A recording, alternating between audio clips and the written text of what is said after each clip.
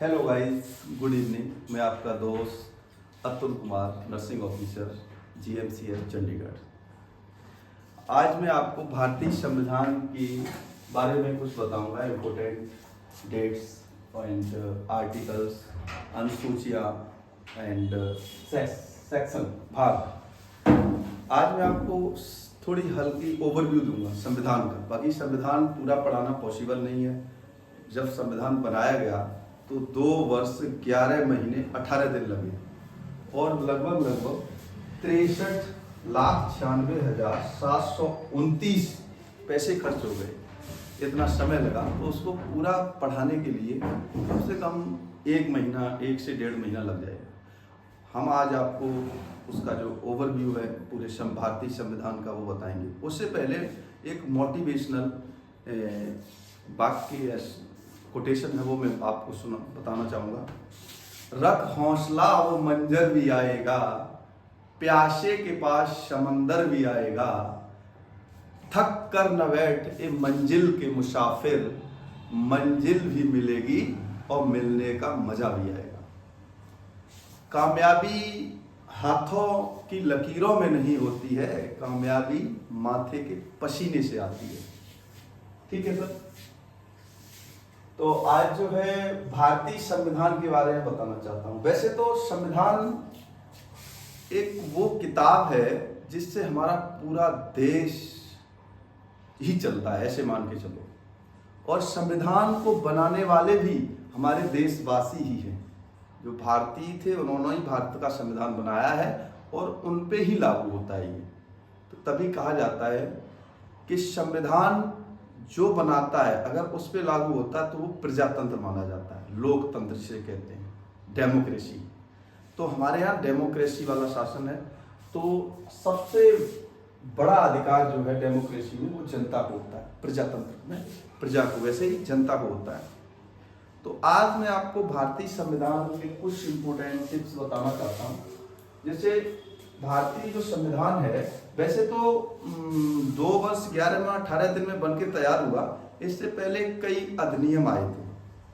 अब संविधान, आप ये कहोगे संविधान होता क्या? संविधान तो मैंने बता ही दिया। किसी भी परिवार को, किसी गांव को या किसी प्रदेश को या किसी देश को चलाने के लिए जो नियम कानून, रूल्स एंड रेगुलेशन होते हैं, उनको जो एक सजा के रखते, एक जगह या एक किताब में लिख के रखा जाए तो उसी को हम संविधान कहते हैं।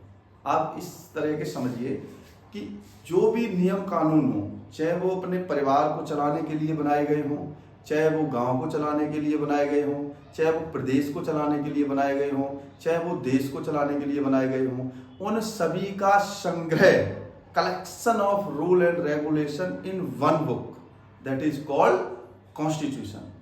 ऐसे ही हमारा भारत का संविधान है। अब इसमें क्या है? इसमें 22 भाग हैं। हमारे भारतीय संविधान में कितने भाग हैं? 22। जिस समय बना था, आज 25 भाग हो गए। जिस समय बना था अनुसूचियां कितनी थी? 8। आज 12 अनुसूचियां हो गई। जब बना था संविधान तब अनुच्छेद कितने थे? 395। किसी ने 50 लिख दिया।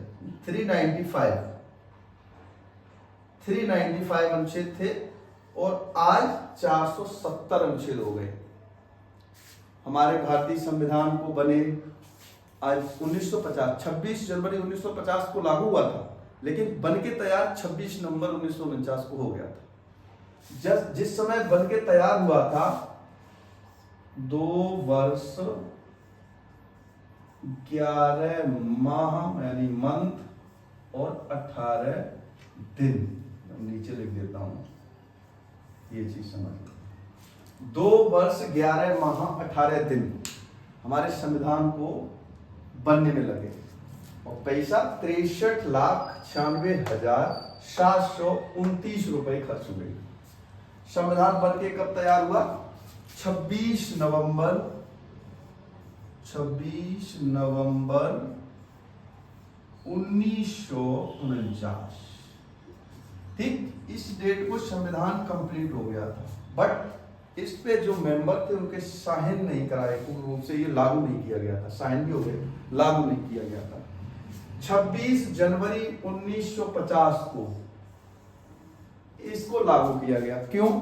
इसमें भी एक फैक्ट है, क्योंकि 26 जनवरी 1930 जब लाहौर अधिवेशन हुआ था तो उस समय जवाहरलाल नेहरू ने अध्यक्षता की थी, और उसमें जवाहरलाल नेहरू ने यह तय किया था कि हम अपना जब संविधान लागू करेंगे तो वो डेट भी 26 जनवरी रखी जाएगी, क्योंकि इस सेशन में यह निर्णय लिया गया कि हम अपना संविधान बनाएंगे और उस संविधान को लागू करेंगे। तो इस कारण से 26 नवंबर को बनने के बावजूद भी पूरा संविधान लागू नहीं, कुछ अनुच्छेद जो मेन इंपोर्टेंट थे वो लागू कर दिए गए थे नागरिकता संबंधित। बाकी ये जो था ना पूर्ण रूप से लागू वाला नियम, ये 26 जनवरी 1950 को ही किया गया।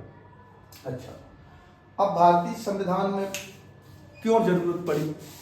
जैसे भारतीय जब लोग थे अपने अंग्रेजों के अंदर, अंग्रेजों के गुलाम रहे, कम से कम 1600 ईस्वी में अंग्रेज भारत में आए थे ईस्ट इंडिया कंपनी के रूप में। पहला अंग्रेज जब आया 1600 में अपनी ईस्ट इंडिया कंपनी को लेके, तो वहां से लेके 1857 तक, जो 1857 की क्रांति हुई है, लगभग 200-250 वर्षों में, 1857 250 वर्षों में भारत में जो उन्होंने शासन किया, या 1947 तक ले लो, 1857 से 1947 तक जब जितना भी शासन किया है, उस शासन को बनाए रखने के लिए उन्होंने समय समय पर कुछ रेगुलेटिंग एक्ट बनाए जिनको लागू किया भारत में।